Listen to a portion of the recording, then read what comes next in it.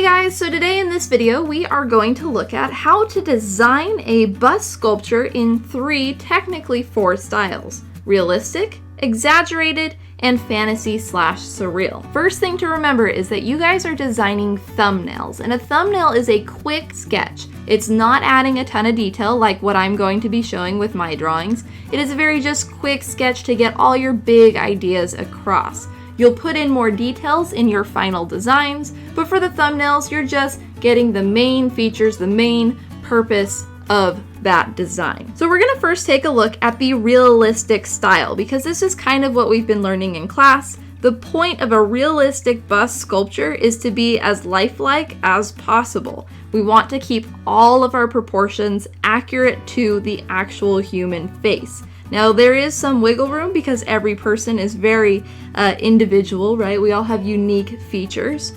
So you get a lot of room to play around with what your person's gonna look like within those proportions. But overall, it's gonna be very accurate to what we've been discussing in class. So first thing with designing a realistic portrait is, are you going to be basing it off of someone that exists? If you are, make sure you find a reference photo of that person and have it nearby when you are drawing your design. Now this could be an actor, a celebrity, or you can just find a model picture, like on Pinterest has a lot of great examples.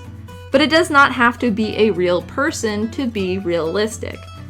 So here in my drawing, I am going to be drawing a realistic person that isn't actually a real person. So I'm starting in this design with all of the proportions that we talked about. The eyes landing in the middle of the face, the bottom of the nose landing in the bottom half of the bottom of the half of the face, the lips 1/3 below that, all of those things that we learned. From there, I'm making my design much more individual. So the style of eyes looking off to the side, a little bit thicker eyebrows.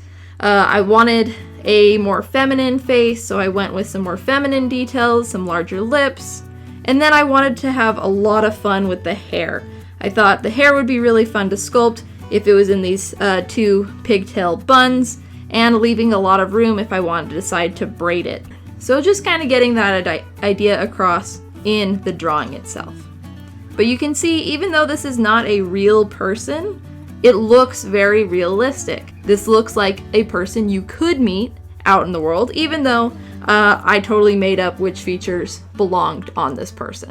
So that is the goal of the realistic style, is making it as lifelike, as human as possible.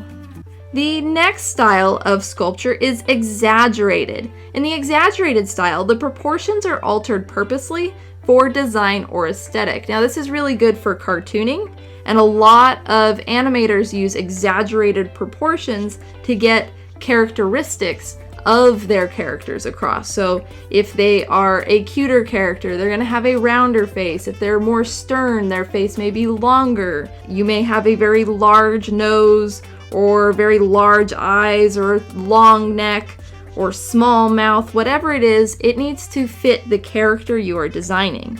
So I'm going to draw the same character that I drew realistically, but now exaggerated. You'll see my notes popping up on the sides. I decided I wanted her to have a very round face with very large eyes. I like the cartoon aesthetic, especially the anime aesthetic. I want to go a little bit larger with the eyes, smaller with the nose, to kind of fit in with that style that I like to draw in. So here I'm also changing the style of the lips to get across that kind of more expressive way of the character. I want to focus on her expression here because it is an exaggerated style. I'm also making the buns a little bit larger and her neck a little bit thinner and longer to really focus on that face. So again, the exaggerated style, accentuating certain details, maybe not to realistic proportions, but they're all kind of following the same proportion path. My eyes, although bigger, still land in halfway down the face. My nose, although smaller, still takes up some room in the bottom half of the face. So the last designs that we're going to look at are the fantasy and surreal designs. Now lumped together, fantasy and surreal combines non-human elements and designs in a bust sculpture to create designs not grounded in our reality. So it's pushing the envelope of what is real, what is human.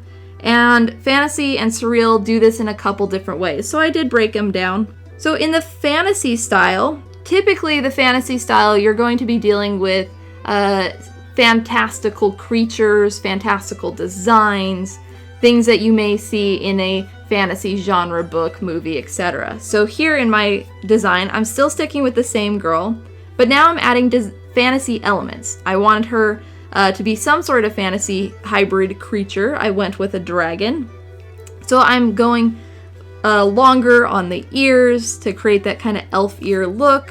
I'm making the nose scaled, kind of like a dragon's underbelly, giving her those pointed teeth, then adding the horns. So I'm adding a lot of fantastical elements that you're not going to find on a human, but does still fit within the proportions of the human face. So I'm keeping them grounded in our proportions, but adding a lot of fantastical details, making a kind of human hybrid creature.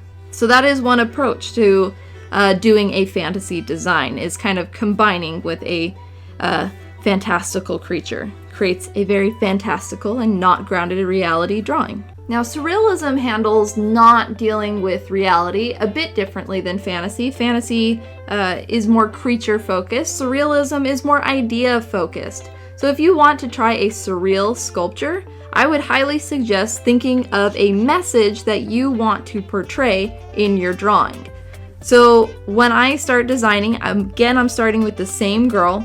This time I'm playing with a lot of the very similar human proportions, but kind of breaking it down a little bit. I decided for mine that a message that I could portray would be some sort of broken mind, but growing from that brokenness. So for surreal, I'm breaking the face apart, having these plants come out of her head.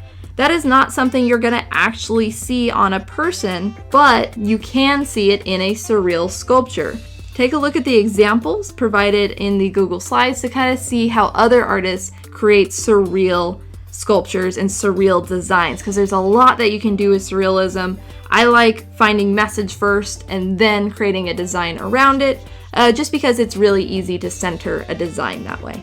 Now that you've seen the same character design in all 4 styles, I hope that really helps to show the differences between each style of bust sculpture.